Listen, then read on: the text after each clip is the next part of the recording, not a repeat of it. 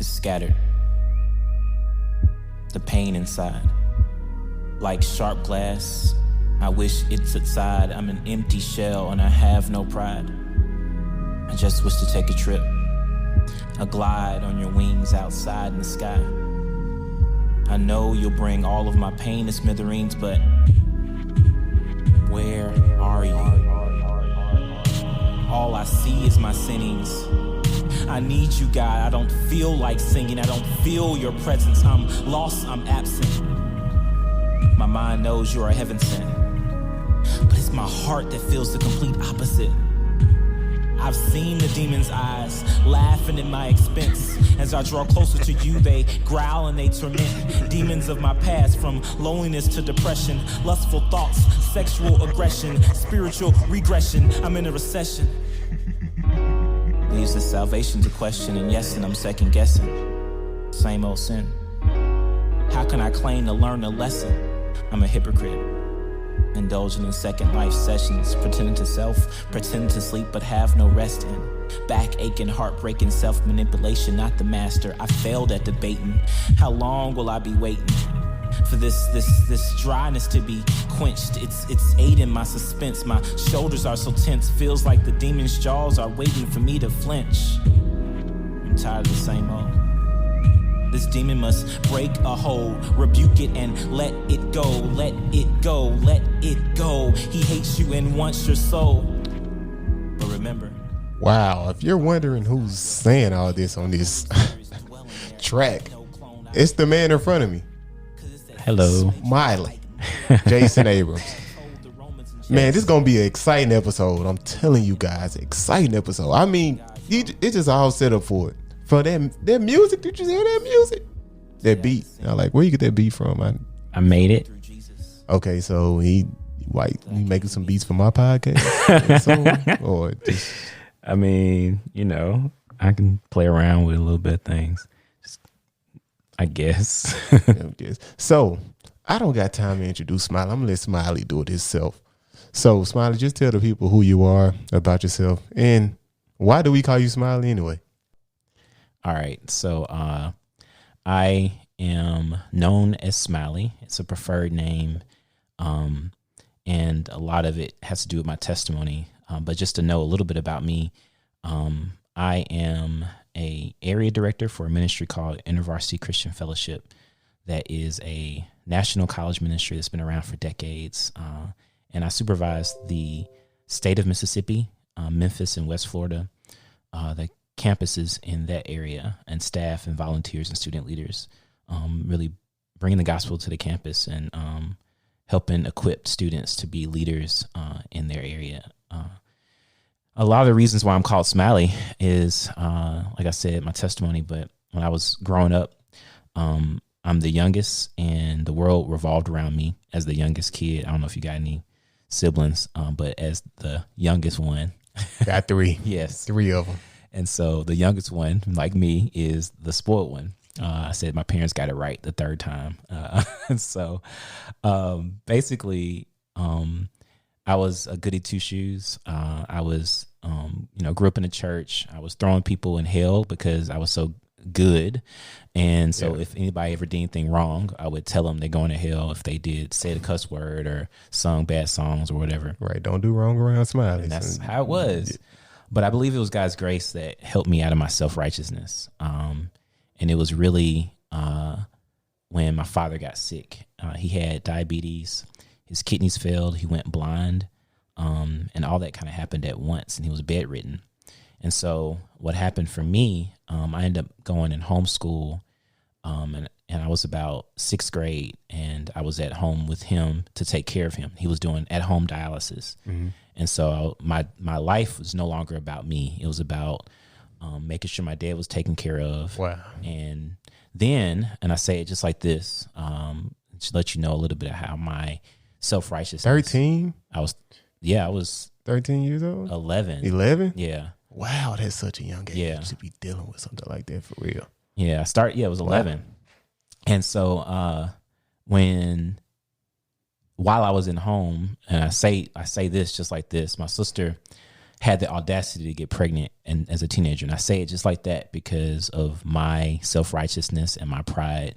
I said that she ruined my family's name when she got pregnant.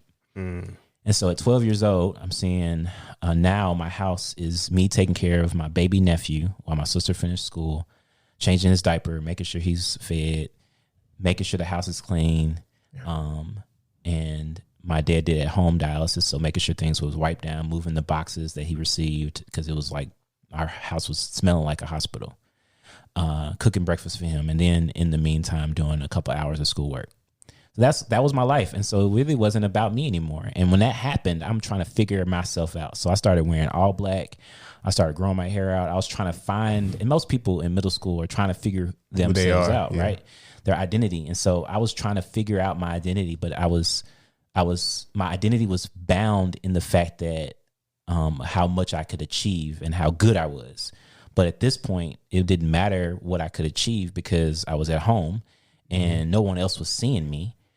So I got frustrated. I got angry. I was mad that my dad was sick. I was mad that, my sister had a baby, and I was mad at all these things. And then as I'm watching, I'm seeing a couple things. I'm seeing the joy in my father from an intimacy with Jesus, that he was a minister.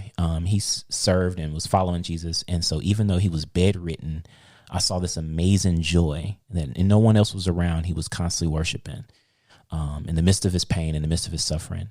And then I saw also this joy from this child that was unconditional, and the way that he loved my sister unconditionally was powerful. And I met Jesus. And when I saw Jesus in these moments, I fell in love and started pursuing Jesus myself. And honestly, it was almost like night and day. I started wearing all yellow all the time, smiley face, everything. Wow, yellow. Every day. From Why school, not blue with red? Because smiley Yellow? Faces. Oh, yellow. Yeah, of course. They got blue smiley faces, don't it? It was before emojis was even a thing. Like they didn't have blue smiley faces. It was just all yellow. All yellow. Just yellow shoes too? Everything. With the belt yellow? I found a yellow belt. Wow. I had yellow pants, yellow hoodies, yellow shoes. At this time, did you have dreads? So did you have like yellow tips at the end of your dreads? I had an afro. And Afro was yellow? No, I didn't paint. That's good. I wore That's good, headbands. Yellow headband. Yeah. Okay. And do-rags that had yellow in it. Smiley face do-rags. So yeah, it was all yellow all the time. And eventually, people just started calling me Smiley. Oh, like wow. It wasn't even something I was trying to do. I was just wearing it, and then they just started calling me Smiley. Just like that. And I was like, you know what? It makes sense. Right. So I just wearing all accepted the it. yellow. And now I realize that the name was changed. Even though I don't wear smiley faces as much, I still love it. Yeah. But my name was changed to Smiley because of the joy I have in my heart. And it's really the intimacy that I have with Jesus, that I can have joy regardless of the circumstance, regardless of the situation. And that's why I prefer the name. And even when I'm not feeling like smiling, someone says, "Hey, Smiley," I'm reminded that I have to smile. So that name is a reminder. It is. Wow. That's powerful right there. Yeah. Just like the names change in the Bible. Like people, the name change, it means something. It means something like Paul, Abrams, so many different names, Sarah. So yeah, you got those names being changed. And so, man, this leads into what we're going to talk about tonight, you guys. That's crazy that your story leads in what we're going to talk about tonight. Perfect. Did I tell you what we're going to talk about tonight? You did, I think. I think I did. So we'll be talking about idols tonight. Yes. And like overcoming idols.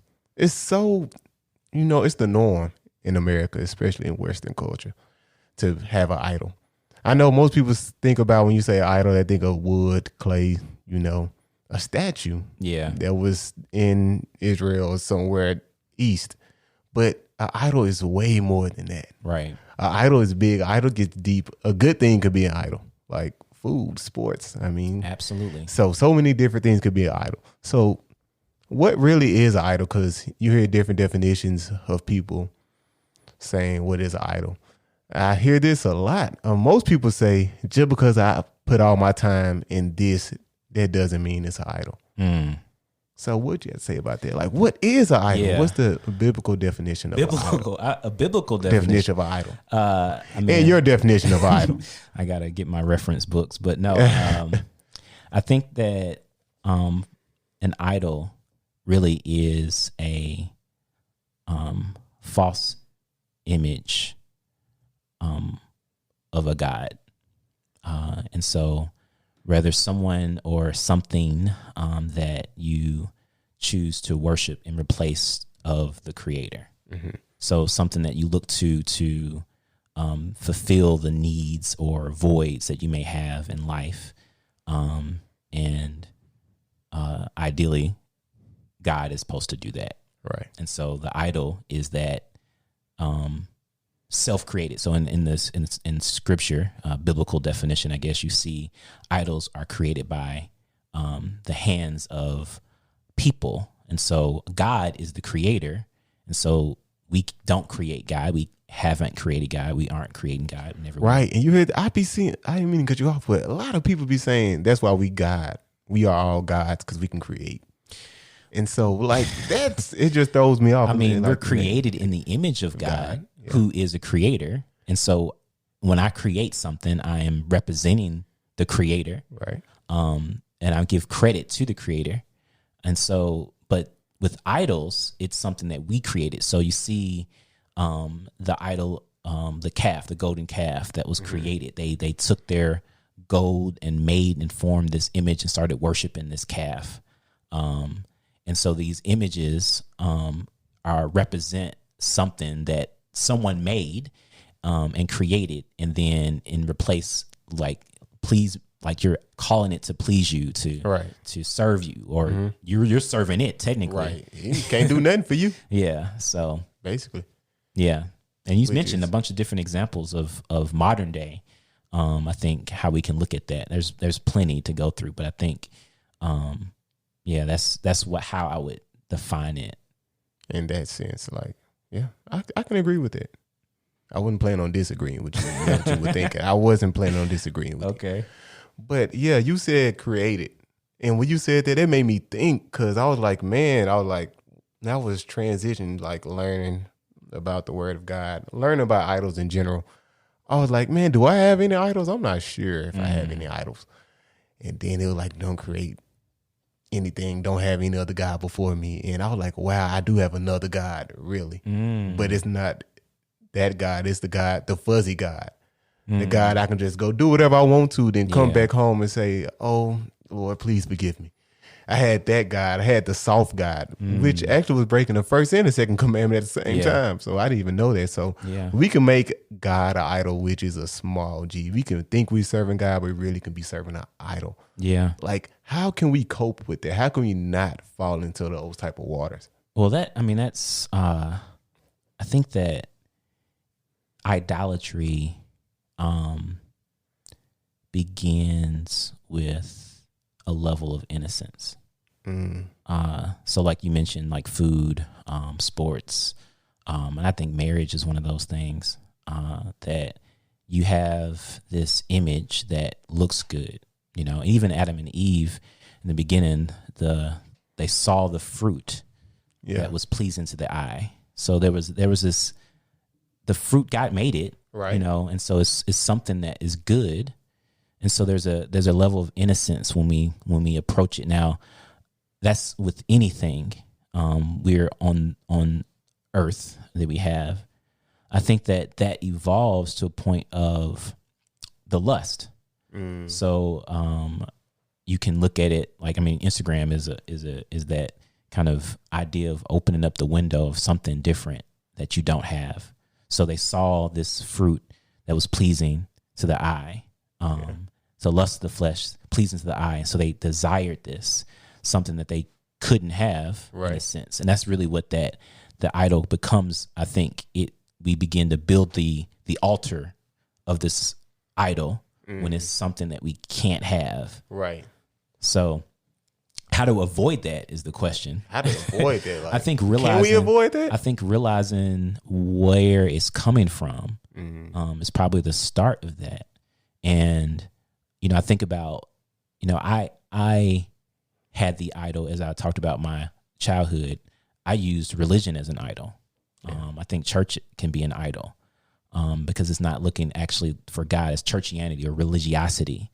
And so what I did as a kid, I looked at making sure that I achieved all the good things and did all the right stuff as my idol. But then when things, and this is the danger of idolatry, is because when things don't fulfill you, then you don't have peace, you know? So if whatever you are looking for to fulfill your idolatry doesn't do what it's supposed to, doesn't do what you think or want it to do, which it never really does. Right.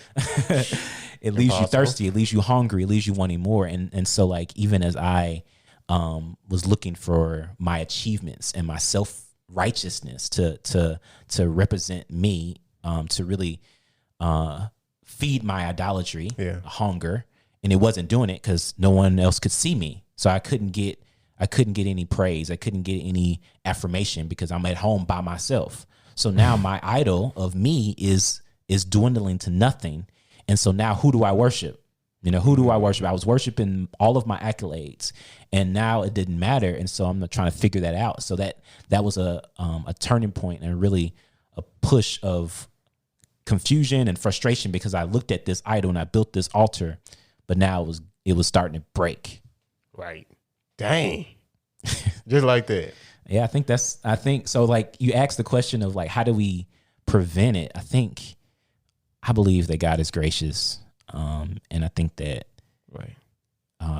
I think you said it though. You like, you were isolated. Like, you were by yourself.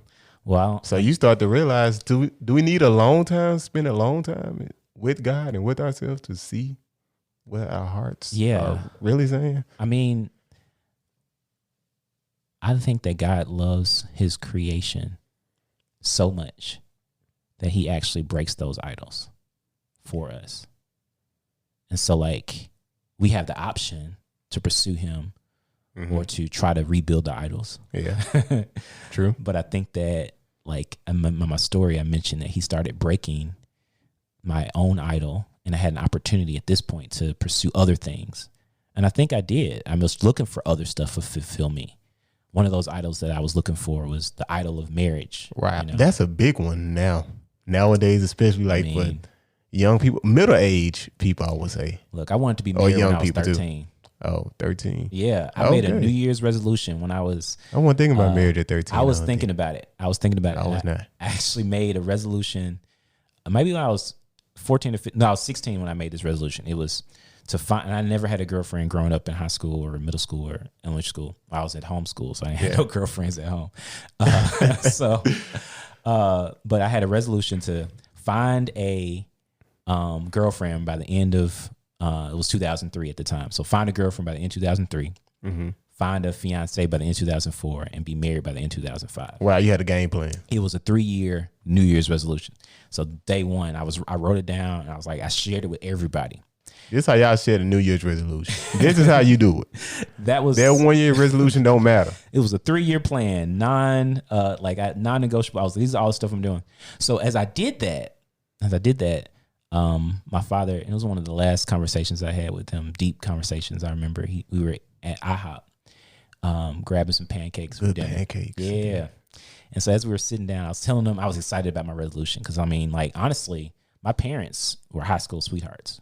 Yeah. They got married right out of high school, had a beautiful marriage. I remember celebrating their anniversary often. And it was like, so I saw that, which I mentioned, idolatry, I think, begins with that innocence. So when I saw their beautiful marriage, I coveted it after that. I wanted it for myself. And so I was in love with the idea, and it was good that they were married and they were healthy. And I was like, I want that for me. And that's not a problem. But I think what happened was I looked at it as something that was superior than God. And what happened with that resolution, that was like me pursuing this idol that I didn't even know about. And so my dad asked me, he says, a lot of times when people get married, he was a minister, so he would counsel people that was preparing for marriage. And he would say, if you're ready for marriage, are you engaged? Do you want to get married to each other, or do you want to marry marriage? And when he asked me that, I was marriage. I was like, wait a minute. Put that in my new book.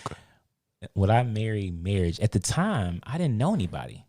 So I had this plan to get married, but I didn't even have a person to marry. So I didn't want to marry someone. I just wanted to be married. And I wanted to marry marriage.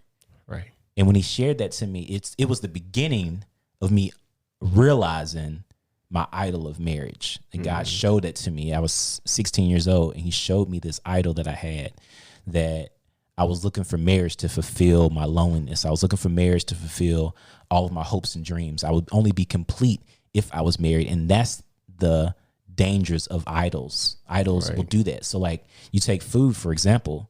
Like, I love food. I love eating. I love eating too. Like I like all foods. Like, favorite food, pizza, cookies. I love them all, right? Now, there's nothing wrong with it. But what happens is, I think that food can become an idol when you look for it to fulfill, and you almost binge eating when you feel depressed or when you feel lonely. You get a big tub of ice cream or something like that, and you feel like. And I remember like one day I was fasting, and it was a moment where I was I was fasting from just every food, and I think it was a juice fast for like 20 days, maybe, about 3 weeks. And I got pulled over by the cops that day, and I felt like after I got pulled over, the cop was just, look at me, I'm in Clinton. Oh, Clinton. Dangerous. And, white dangerous. Cop pulled me over, right? And I'm minding my own business. I think I was speeding slightly, just like 10, 5 miles, 5, okay. And so the cop was walking on the car like he was scared. And so he was coming and approaching me. And this was like a couple years ago. And I'm tense. And so after that moment, anytime I interact with a cop, I feel a lot of anxiety. And I mean, this black man in America driving around black, that's just part of the process. Just driving black. It is part of that. So like, so after that, he's like, where you going? I'm like, I'm on my way to Bible study. And I was actually picking up some chicken wings to bring to the Bible study. So after I picked up the chicken wings. Wingstop. Okay. Lemon pepper. Mango habanero is better. I was fasting. Mango habanero is better. Okay. But I wasn't supposed to eat any of it. Oh, okay. So I was fasting. So, but I realized that food, as I was fasting from food, that moment that I got pulled over and I felt anxious and I felt frustrated, I wanted to consume all the wings to fulfill. Like, it was like, I need the wings to fill the void of this anxiety. I need this. And I chose not to eat. I was fasting and I just had juice, but it brought light to how I use food in the past and present. Right. I can't say that I'm overcame it, but I think that's an example of how idols can come in to say, hey, you feeling depressed? Come hang out with me. Hey, you got hurt today? Come talk to me. And that's what the food did, Right. And that's what that is so true. And that's the same thing. Get that a lot. And I don't even notice that. That was a good thing you just said. Cause I get that feeling too. Like I have a down day, bad day, whatever. Stuff ain't going right. And you know what? Come home. Hey, this food calling you, man. This food gonna make you feel better. Get a whole thing of pizza. Yeah. Get a whole thing. Like, I'm finna order some pizza right now. Like, forget it. Forget everybody. I'm finna order 2 boxes of pizza. Just smash. Don't even finish it. Mm. And so, yeah, that is true. But then after, you get, especially if you binge eat, you get sick. Stomach start hurting. If you eat a bunch of junk food too much. Start throwing up. That's way too much. But it's like, you have that guilt. And I think that's how idols work. They give you this false false hope of completion. Yeah. And then when you go to them to feel completed, it's a never ending void. So like, you eat the food and it's not going to fulfill you. You might get full for a second, but it's not going to fulfill you. So you eat the food and then you're still hungry, you're still thirsty. And so it's like, now you're just sick, your stomach hurts. And so it's like, okay, crap. And I think idols, all idols do that same thing. Right. That is true. That's like, it does. It really does. Cause when I sit back and look at it and how I'm looking at idols now, they really use me and abuse me. And then I run back to God, kind of hurt. And then it's still not fulfilled. It just, the idol is using me. Like wood, stone, whatever. Yeah. An idol can use you. Yes, that's exactly like, what it and the is. difference between an idol, God don't use us and we feel unfulfilled. Like, that's not gonna happen. Right. It's impossible. Right. Like, when he uses us, you're gonna be fulfilled. And he actually the thing about God is that he gives generously. And often he doesn't expect anything in return. Sometimes, and I think this is the false sense of God that people may have, is like, there's all these rules and regulations and God wants me to do all these things so he can be pleased. Like, no, that's not how it works. That's how idol works. Clean me, wash me. Exactly. The idol, and this is how people idolize religion, is because they think that they have to do all these things. And once they do all these things, then the God that they think they're worshiping is pleased. And like, that's not how we serve God. And that's not why we serve God. God created us, and he said it's very good even before we did anything. Before the foundations of the world, he knew you and made you and loved you and died for you. Like, all that, like, is before all of that. So like, what we do in response is different than what we do for. Like, we don't do good deeds to make God less angry at us. Right. The only reason why, and this is the gospel, is like the reason why we're able to stand in the presence of God as sinners is because Jesus stands in our place. Right. His death is what quenches the anger of God, if you want to think about that, the wrath of God. Yeah. The death of Jesus, the only one that was actually able to do it completely, to live without sin and stand and suffer. He's the one that allows us to be able to stand in the midst of the presence of God. So it's not that we have to do a bunch of good deeds to please God, right? But in response of something that is amazing, the generosity of God, I want to share that. And that's the idea of that, the joy that I had. Like, I'm like, oh, this is what God allows me to be joyful. He allows me to have peace. I just want to share that with other people. True.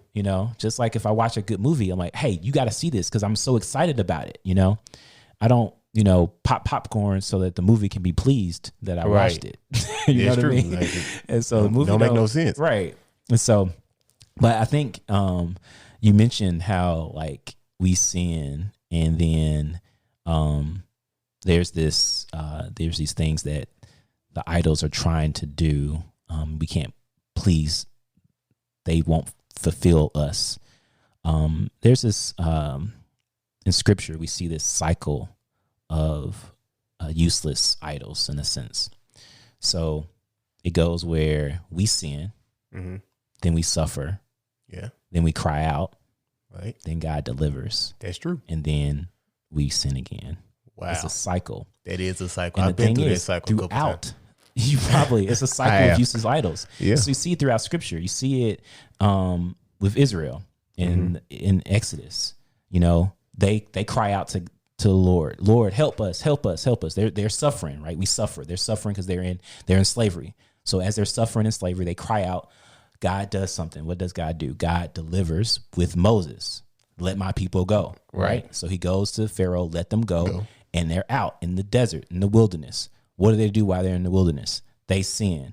They sinned with, there was like a bunch of stuff they did. And then there was one point where they, I loved it when they had the snakes came. Right. The snakes came out. And so like they sinned, and then God sent snakes after them. Folks started dying. So they suffered, right? So they sinned. They were complaining about all the food they didn't have and how they had it better off in Egypt because they sinned. Then then God sent snakes. Right. They start suffering. So after they start suffering with the snakes, they cried out, Lord, help us. Moses, tell your God to help us. Right. And what does God do? He delivers them every single time. God does that every single time. That's the cycle throughout the entirety of scripture. You said you saw it yourself. I know I've done it myself, but the idols are the ones we pursue, and God, his graciousness, destroys those idols. We end up finding other idols or recreating the idol. But I think the cycle is that God breaks those down and he delivers in the midst of our crying out. So we don't need to try to break down the idols ourselves. Well, I think that like if you realize that you have an idol, right, I think that's a sign to like you can let it go. You have power over it. You created it. Right. True. So it's like you don't have to succumb to it. Mm-hmm. Sometimes we don't know, we're unaware of the idols that we have. And that's the danger and the scary part. It's like, I'm not trying, like I didn't wake up in the morning trying to worship whatever the thing that I created that I thought was good. Trying to worship my God. I ain't trying to do that. But I think sometimes when you're exposed to it, that's good. But sometimes, you're exposed to it and you're ignorant. And then what God does is allow suffering to happen because this is grace. His grace is actually through suffering. So it's like, oh, well, the idol's not pleasing you anymore. That's actually God's grace. Right. So like, you get a stomach flu. Oh man, that's okay. I'm suffering because I got my stomach hurting because I ate all this stuff. That's, Lord help me, I'm never gonna eat again. Right. I'm never gonna eat that again. I'd have had that with them Dunkin' Donuts before. Yeah. Man, my goodness. But what's interesting is that as we let go of those things we may face, because even in that cycle of suffering, there's this desire to pursue God. Mm-hmm. But I think that the short answer to what you said is, how do we get rid of idols is by pursuing God and the intimacy. I mean, that's really how it is. Right. Pursuing intimacy with God. But there's a process that I know for me that I've walked through, and I think we all tend to walk through, is that we go from, and this is actually a book that I'm working on. So hopefully, stay tuned for the book. Stay tuned. I'm working on a title, but it's about my pursuit and my freedom of the idol of marriage. So I mentioned this innocence. So we start off with this level of innocence, and then the idol turns into this, start building the altar on the idol, and it becomes to, and I call it the Instagram phase, where I'm looking through the window of what I think it could do for me. And then as I see that it's not all the way pleasing, mm-hmm. I'm like, wait a minute, it can hurt me because I see what it could do. Then I isolate myself, right? I'm like, go away completely. Just like with food, it's like, well, I binged eat one day and I'm never eating again, Yeah. Well, what happens with isolation is like you're not replacing it with anything. You're just isolating the thing. So when I tell you not to think about a pink elephant, what you start thinking about. The pink elephant. Exactly. I just thought of that's pink how elephant. Isolation works. I'm not going to sin. I'm not going to sin. I'm not going to sin. As you tell yourself to not sin over and over again, or not pursue this idol, or not, all you're going to think about is that thing that you're trying to not do. So for marriage, I did like I told you what my dad told me. Mm-hmm. And so I looked at books. I kissed dating goodbye. I gave dating a chance. And I said, you know what? I'm never going to get married. Well, I was like, I'm never going to kiss until I'm married. I didn't want to have a relationship with anybody until I'm ready for marriage. And I kind of like cut everything out. Like, I'm never going to do it. And I think I was lying to myself, but I had that complete isolation moment. And what happens with that, it leads to the next phase of indulgence, which is what happens. I told you, you say, I'm not going to eat no more food ever again. Right. Well, after you do that, binge. And that's how it was. The desire that I had, that marriage was, and this is what me trying to be a good Christian person, that marriage will please me. If I'm able to get married, then I can have sex without sinning. That was my thought. Yeah. So if I can't get married, then what if I just indulge in whatever self-gratification? And marriage is not designed to please self at all. Right. It's like marriage is actually an example that we see throughout Scripture is a sacrifice, is giving completely. But the idol of marriage is it's going to please me, and so that's what I was thinking. And so since I didn't know how to deal with all those emotions, there was a moment of indulgence, not a moment, a cycle. And I mentioned the sin, we cry out, we suffer, God delivers. And I think there's a cycle even in this of indulgence, isolation, and lust, where I go from, I'm looking at it, whatever the idol is, I'm gonna, like, it looks good, it's pleasing to the eye, but then I don't want to touch it. Like what Eve said, the Lord said, don't even touch it, don't even look at it, the fruit. And so it's like there's this isolation of not even, but then there's those whispers, well, like, is it gonna really kill you? Right. Like, is it gonna like really kill you? For real. And that's the point of indulgence. Like, let me taste it just to see how it is. And then there's guilt. And then there's the isolation. Then there's the Instagramming or the lusting after. It's a cycle. And how do we get out of that cycle is really what I'm think that is part of pursuing intimacy. So out of that cycle, I believe, is a pursuit towards independence. So it's like I'm not looking at this idol to fulfill whatever I want. Instead, I look for me. Now, this is dangerous. Oh. There's positives and negatives, right? Yeah. Okay. But the danger part is that I look for me to fulfill it. So whatever the idol was doing, I look for me. For me, you know, so instead of idolizing marriage, or as I was dealing with my idol of marriage, I was like, you know what? I'm a work hard. You know, I'm gonna do my thing. You know, I'm not, and that's why I threw all of my life into my work. And so I mentioned I was working in the varsity. And so in 2010, I stopped. I was in seminary for up until then. In 2010, I stopped seminary and I just put all day, every day into my work. Like basically 24 hours a day, every day. Wow. And what does that do to someone that doesn't take a break, doesn't rest? I remember burn out. It literally happened where I was burnt out. And I remember the president of InterVarsity said at a conference, he said, if you think God needs you 7 days of the week, get over yourself. God can do in 6 what you think you need 7 to do. Take a Sabbath. Take a day of rest. And it was me trying to put all of the, like, I had this idol of fulfillment, needing to be pleased, and I put it in my work, even in ministry. And I found that I was lonely. I found that I wasn't pleased. And a lot of what you hear in my spoken word album is the journey of my time during that period that I'm trying to find independence. And so I call it, the album is called 3:13 a.m. And it's that period of darkness. Why is it called 3:13 a.m.? Yeah. Are you getting there? Yeah, I'm gonna tell you. Okay, I just want to know. So the period of darkness. So 3:13 a.m. is early in the morning, before the sun comes up and after midnight.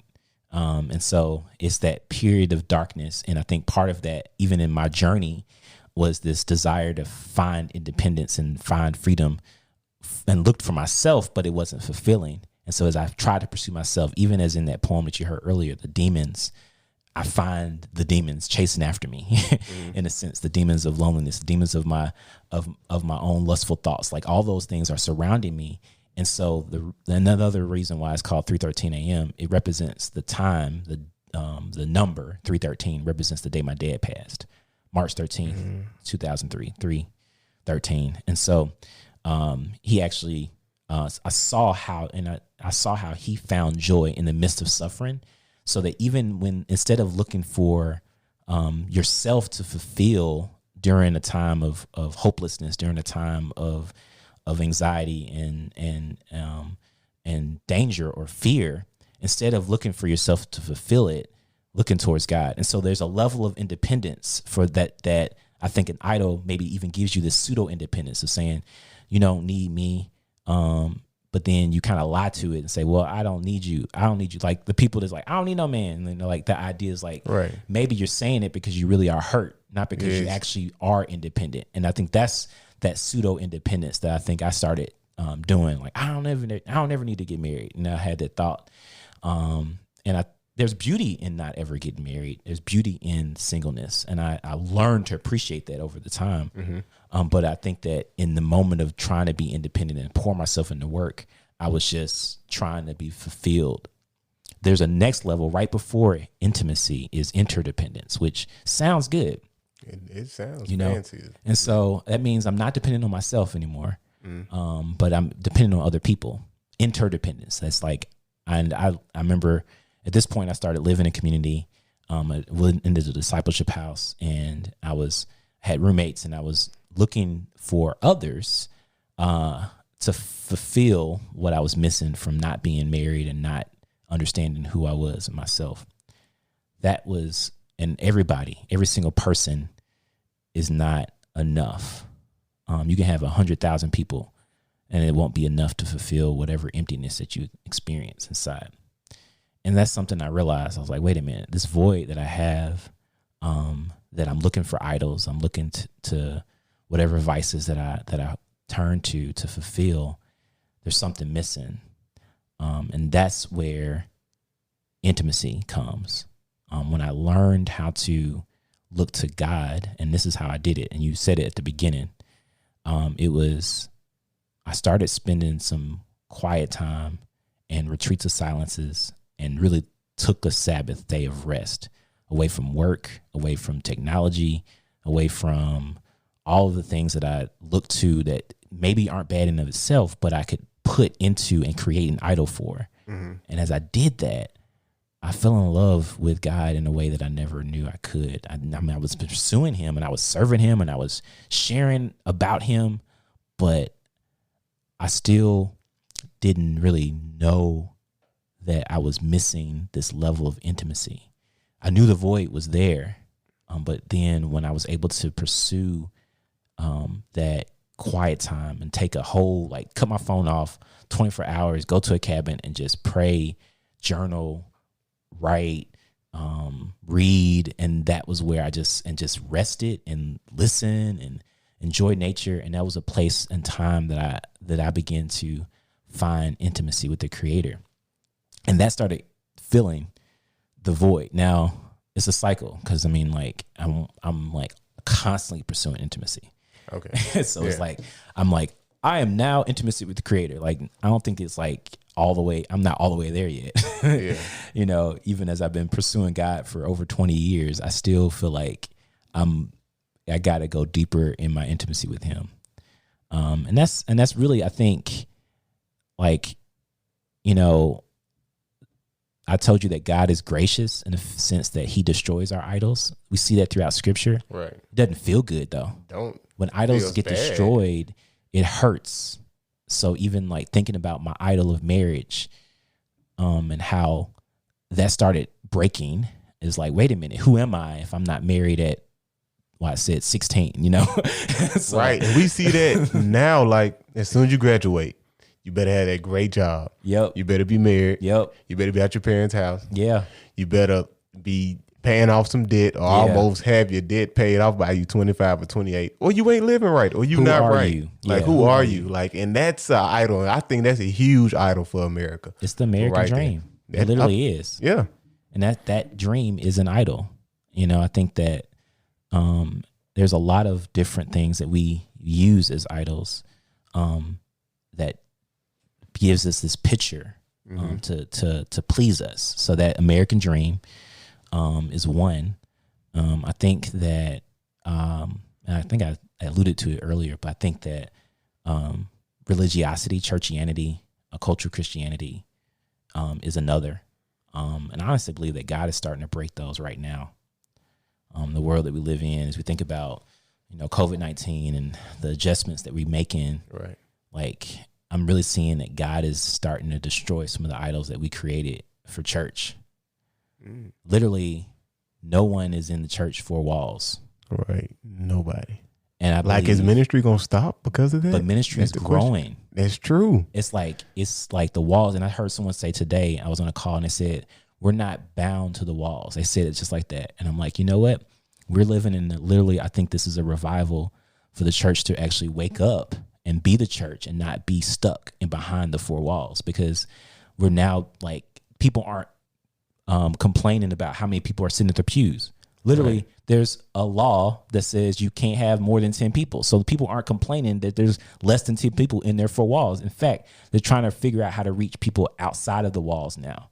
Right. You know, and I think that's the idol that I'm seeing that God is starting to break. The walls that we created, you know, the buildings and the altar that we created in a good thing. Because it's like, okay, we created the building to worship him. It starts off with innocence. Right. But in the same way, we started looking for other things, and maybe this church is better than this. That's that lust. Wow. My walls have to be better, or I have to have bigger. And then we, you know, there's a level of trying to be independent. I'm gonna do my own thing. But I think that what God is doing is breaking all that idol of religiosity right now, so that we can actually learn how to pursue intimacy with him and open up the door for people to find intimacy with him that's not based on the idol that we created, called the church building. Wow. Yikes. Yikes. We need to, I need to hear that. I needed to hear that. That's true. Cause yeah, the ministry been stuck behind those four walls for a long time, worried about numbers. Yes. Worry about who's coming, who's Yep. not worried. They not worried about who not coming. Like, let's go outside the church. And like Jesus didn't have a building. Yep. He literally sit on the side of the road, the river, and gave a sermon on the mountain. So like Yeah. we really can reach out now during this COVID-19 thing. And the like you thing said. is, like, our churches have been asking, how do we reach the next generation? You know, like they've been asking, like I do ministry with college students. I connect with churches often. Mm-hmm. They're like, how do you reach college students? How do you reach the Gen Z or the millennials? And they always get the generations mixed up. And so it's like, how do you reach them? And I think right now, that's the technology is actually opening up the doors for people to be reached. Yes, yes. It's ain't no question about it. Technology is there. You got all these live churches on your iPad, on your tablet, everywhere. Every single one. It's out there and you can watch it. Yeah. You have to pay for it now. Like usually you have to pay a network and get on TV. But like now, don't nobody use cable TV like that no more. Who use cable TV? Just please let us know, and you need to change that. Stop it right now. Like stop it. Like everybody use they laptop streaming service. You got YouTube, Facebook Live, Instagram, Right. Instagram TV, IGTV. You got so many different platforms that churches are using now, and like millions and millions of views of live church services. I don't got the numbers right now for like how many people were watching like just this past last Wednesday and this Sunday, and how many people are watching this Wednesday. Yeah. I know the numbers are out the roof. I mean, it's interesting just even as I go through my Facebook and I see, like, I've visited a lot of different churches, but I'm seeing all of them streaming, you know? And so like my mom posted, she's like, I was able to visit 3 churches today, you know? So she reposted the sermons from different churches that she visited virtually. I think that this is creating a new normal for us to use technology for good. Right. Because it's like we can represent the kingdom of God virtually, and it's not a bad thing. I think people have often said, and I've heard people say, you know, they need to get off their devices because the devices could be idols, right? Right. But if they're used to glorify God and they're used to advance education and to create networks and things like that, then it's not an idol. It's not. You know, and so it's like the everything could become an idol, Right. Just like the building they're in. Exactly. So it's like the building's not going to fulfill you, and you know, hopefully we'll be able to be free from that, and we'll find the intimacy. I mean, there's dangers, of course, of it cycling back because we're prone to wonder. Right. So it's like since the beginning, you know, we're like, prone to wonder, but God is gracious, and at a point where we're gone too far, I believe that God will break it down, just like what was happening right now. He's like, wait a minute, y'all went too far, come back to me. And that's where we cry out, we suffer, you know, right, that cycle, and then he delivers. Right, because it seems like God may not be pleased like where the church is going now. So with this breaking out and can't nobody come into the building, you got to find new ways, man. You got to find new ways to reach the lost. I mean, street preaching. I mean, all type of stuff. I mean, so many different methods we can use. To reach those who are lost, and not just stay inside the building, just wait for Sunday. Now people can't just wait for Sunday. Not at all. This got to be a Monday, Tuesday, Wednesday, Thursday, Friday, Saturday thing every single day. You got to be like thinking about ministry because, you know, we go throughout the week. You like, okay, Sunday coming, I'm gonna go to church, but now church not coming. Right. You can't go to church. You can't go to church. So right now you got to be to church every single day. Yeah. And it can be dangerous because you can't like forget like, okay, I'm not going to church. You just start doing a whole bunch of crazy stuff. That can happen too. Yeah. But I'm just looking on the bright side, hoping that we would just think about we are the church every single day. Yes. Yes. Absolutely. And as what I'm seeing is a desire for community, a desire for truth, a desire for hope. You know, it's like you can turn on the news and you can hear the negativity. You can hear all the stuff that's happening, and it can get hopeless. And I know I get hopeless. But the thing that gives me hope is the joy I find in Jesus. And it's like that actually, like I can say it like a Sunday school answer, but it's like actually that gives me hope. You know, I was reading through Psalms and I'm just like, David knew, other psalmists that wrote, they knew, like they experienced like and David specifically experienced being pursued and being pursued to the point of death, right? Right. And so like he wrote in the midst of those moments of just like, hey, I'm about to die, Lord, do something. Right. Show up. Like I'm in the middle in the pursuit and my enemies are around me. Lord, what you gonna do? And I think that is like not that because, and as we see the thirst we're looking for, I think that God created us to need more than what we have, and it's Him. And so we're created to be fulfilled only with Him. Yeah. So nothing else could fulfill us. Yeah. So it's like we're going to constantly be pursuing other stuff unless we pursue God. Right. That's just like having an iPhone charger and trying to use Android. It's not going to happen. Why would you use Android anyway? I don't know, but some people use Android. That Samsung Galaxy 9 ain't that bad. Okay. It's a good camera on that thing. That's funny. But yeah, that's true. Like those idols are being cut down. I feel like after this phase passes through, that church idol might be cut down. But it's like overcoming an idol. Like, how do we really just take dominion over these idols? Just crush them. I mean, I think knowing that you have power over it. Yeah. Knowing that like these idols are man-made or created, human created. And so it's like they have no control and they can't please. And so there is a desire. Like the thing is, and I can share with you another poem I wrote about what we look for and kind of how we saw the Israelites in the Old Testament when right before they had their first king, they were God had judges that was ruling over them, and the last judge in a sense was Samuel. And so Samuel, he was a judge, prophet, priest, person, and the Israelites were like, hey, look, Samuel, you getting old. We need a king. Right. They haven't had a king before. So like, we need a king like all the other nations. And Samuel's like, wait a minute, like what you need a king for? It's like, well, stuff is about to happen. You know, they like, we need somebody to protect us, to go before us. We need a king, somebody strong, somebody look good, somebody that can fight.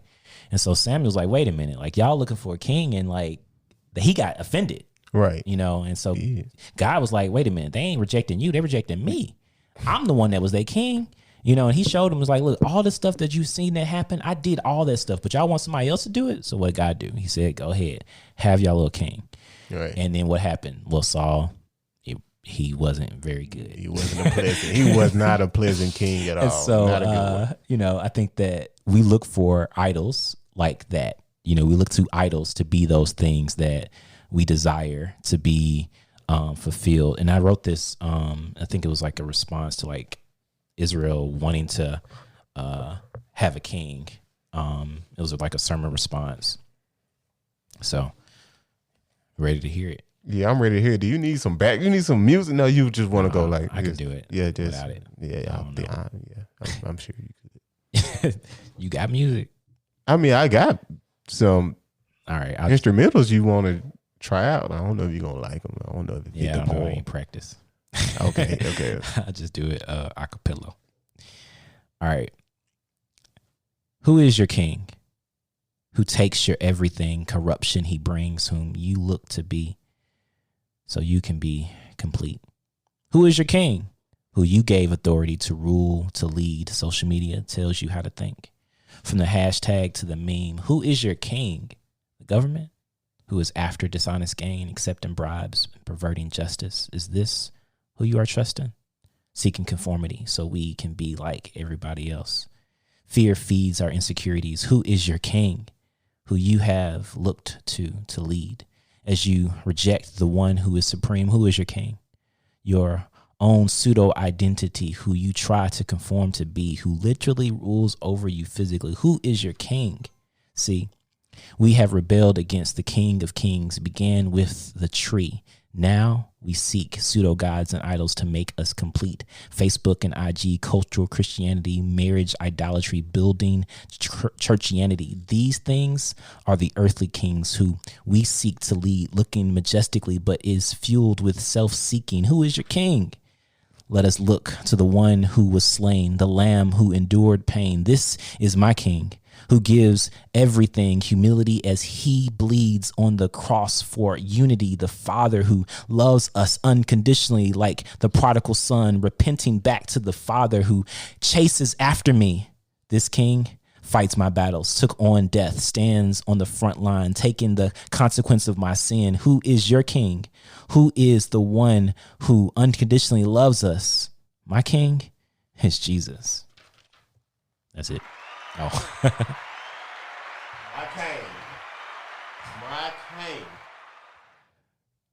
My king is Jesus. My mic was freaking muted, y'all. Okay. Like muted. But yes, my king is Jesus. I love that poem. Need to record that on one of these beats I got. I don't make beats, by the way, if somebody was gonna ask. I don't. So don't ask me. So don't ask me. So this is another thing that people say to me. They like, okay, so you say I got this idol, man. You say I got this idol. Just because I spend all this time watching sports, but I spend 10 minutes with the Lord, but sports not my idol. Does time equals idol? How much time you spend, does that equal it being an idol, or that's just like a fallacy or something? That's a good question.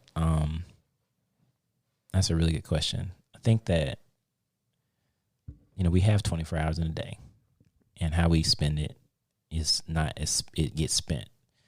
I mean, the saying is that, you can tell, what basically how much time you spend kind of equals to, what you think most is important. Right. But yeah, I think that it can depend. So like, a movie might last 2 hours. It might take up, a few of your thoughts, but you you can spend 5-10 minutes with God and it can transform your whole mindset. Like a moment with God. A moment. Second in his presence can change everything. Now, not to justify the fact that I like spending more time with God, but like sometimes I get lost in the things I love, So like I love spending time with God, and I can spend a whole day, cut my phone off and do that. And spend a whole day, 24 hours plus, just hanging out. But like that doesn't. So yeah, honestly, you know your own heart. You know what I mean? So it's like sometimes you try to justify it. It's like, well, just because I spend this much time don't mean I'm not. It's like if you have to defend yourself, then it's already too far. It's already true. So I'm like, yeah, I've set a couple goals. To me, I think that the biggest thing for me is consistency. And so like I know what is important to me based on how consistent I am with it. So doing something a little bit every day makes a big difference. Mm-hmm. Like you want to read the challenge of like how you eat an elephant. You ever heard that phrase? No. It's like, how would you eat an elephant? One bite at a time. It's a giant thing. You got to take it at a time. And then same thing with they asked John Maxwell, like, how do you write so many books? He always writes books. John Maxwell got so many books, right? How do you write books? He says, one word at a time. It's that profound. It's like, that's it. And I think that spending time, quality time, is important. It doesn't take quantity. You can spend a bunch of time doing nothing and not be quality. Right. So you can spend a whole bunch of time with God and it be nothing. You can read the whole Bible and not know a word or even think about what it says. Right. But you can read like one chapter, a chapter and a half, and meditate on it and get profoundly transformed. Right. So I think the quality makes a bigger difference than the quantity. Mm-hmm. Because it's like time goes by and it could, and God can freeze the time in a sense, and it feel like couple hours, but it's only been 5 minutes, Right. I've had that happen before where I'm just like, wait a minute, I feel like I've been, worshiping for a whole hour and it's only been like 5 minutes. Right. Like, man, and so sometimes that's God allowing you to be more productive. Like, hey, like you got some more stuff you need to do. Yeah, true. But like what I've decided to do, like, and I think when I pursue intimacy, sometimes we can, and this just goes with like working out and doing a bunch of stuff. If you try to do something better to improve yourself, like, hey, they want to make sure they're not idolizing and they want to spend time with God. Okay. Yeah. So I'm going to read the whole Bible. Right. All right. You start it off and you read like 10, 15 chapters in one day. The next day you're like, I'm gonna read 30 chapters. I'm gonna read 30 chapters. And by the third day, you be like, I ain't got time to read 30 chapters. Right. So you don't read nothing. Then the next day you don't read nothing. And then it goes on to you hit like, man, I ain't read nothing. Or like you can read, I'm gonna read 3 chapters every day. You might get excited and want to read more, or you say, I'm gonna stop at these 3 and just read it. Every day, but don't feel guilty if you stop. Like that can happen. Like some people, like I had that feeling before, like reading chapters, and I say, okay, I'm gonna read 4, then I only read 2, then end up feeling guilty. That's bad. Like, that's bad. It's part of the idea is that you want to be consistent and you want to pace yourself well when it comes to pursuing God. I think that with anything that we do, I think pursuing God, he wants our heart, and he wants how we spend quality. And so just spending a little bit every day makes a big difference doing anything. So even with God, so spend all your time thinking about it. Cause the word says, meditate on the word day and night and you'll be prosperous and successful. Like that's all the time. So you want to flood your mind with it, but do I have to like constantly just be thinking and quoting scripture every single second of the day? No. I think that, I wish I could. But up in your subconscious mind, you can be thinking about the goodness of God. Yeah. And I think that's part of it. So be careful not to justify your wrongdoing, but also don't beat yourself up about the little that you do. Right. Because it makes a big difference. It does. That's true. I agree with you on that. And so these idols have to be broken. Yeah. And they can be broken by the grace of God. He's good. He's faithful. He's just. And he hates idols. So anything he hates, I feel like God breaks it down. He does away with it. He doesn't even want us to be with these idols. And I think you said it because it causes sin. Like idols and sin, it's tangible. They come together. You got to get both of them. You can't just have idol and no sin. You're going to have both of them because it's always like some type of spirit behind those idols, even if we don't have a physical idol that we see. But it's just the inner being of us wanting to do something or worship something besides God, even though we don't even know that we worshiping. Like we like that's the scary part. That's real scary. Like you think you worshiping God, but you're really not. And that is scary. Yeah. Well, I do recommend. There's a book that I'm reading. I'm recommend to read when it comes to idols. I'm almost finished with it. And that was as I was writing my book. I always hate reading books that say I'm the only one that thinks like this. Right. And so I was looking, as I was working on my story about my own idol of marriage, I was like, there's got to be somebody else that wrote about this. So there's this book called Breaking the Marriage Idol, Reconstructing Our Cultural and Spiritual Norms by Cutter Calloway. It's an IVP book. And it's really walks through the process of the way that Christians have idolized marriage.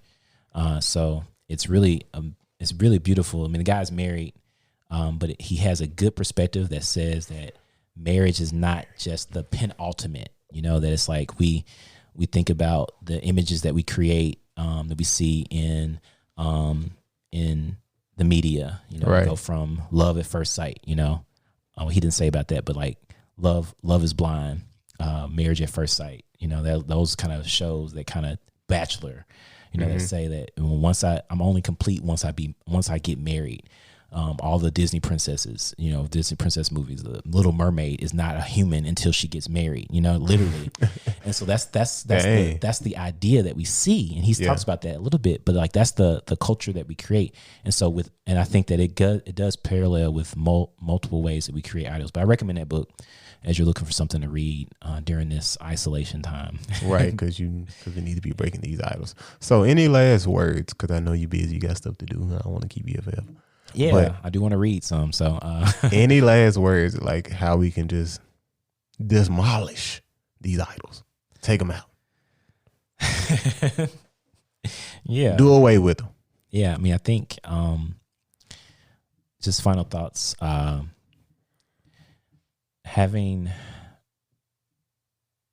Pursuing intimacy comes to like really learning how to find that joy and knowing how to be fulfilled from the creator and not the created things. So I think that you know, I think I repeat myself a few times, but like I try to fulfill, if you isolate yourself or just avoid things, you'll fall victim to the same crap over and over again. You know, if you just kind of push all the bad stuff away, then it'll still leave you empty, because the bad stuff was trying to fulfill something. It was filling halfway. But then the pursuit of something bigger and better is more important. So like, you know, a hamburger from McDonald's ain't gonna fulfill you. Right. But Stamp Super Burger, you know, Yeah, absolutely. that's gonna take a little bit longer, you know. Right. But it's a little bit heavier, a little bit more fulfilling. Well, And then you can get a turkey burger too. you could, but like in the same way, if you just say I'm not gonna eat burgers again, or I'm not gonna do whatever, but not replace it with something that's better for you. Not saying that hamburgers are better for you, but Right. replacing something that's actually more fulfilling. God is the one that's more fulfilling. It's pursuing Him through His Word, through community, through worship. That's really how we get rid of and replace those idols. Yeah. Well, thank you, Smiley, first of all, for coming on the show, man. Coming on the Daily Thinker podcast. Hey, my pleasure. Just dropping his wisdom about idols, because they need to be crushed. It's a huge thing up in America, in our societies. Idols. Everywhere we see, we even have shows called American Idol. So these idols needs to be crushed. So I thank you, Smiley, for just joining us on this show. And I thank you, Daily Thinkers, for tuning in to this idol episode. And so if you like what you heard, just make sure that you like, comment, subscribe, and give us a 5-star rating in the podcast so we can move up in the charts, man. But until next time, Daily Thinkers, keep thinking, keep questioning, keep asking the Lord to do something in your life and crush these idols, man, because I'm sick and tired of them, and I won't do nothing with them no more. We out. Until next time, we'll see y'all later.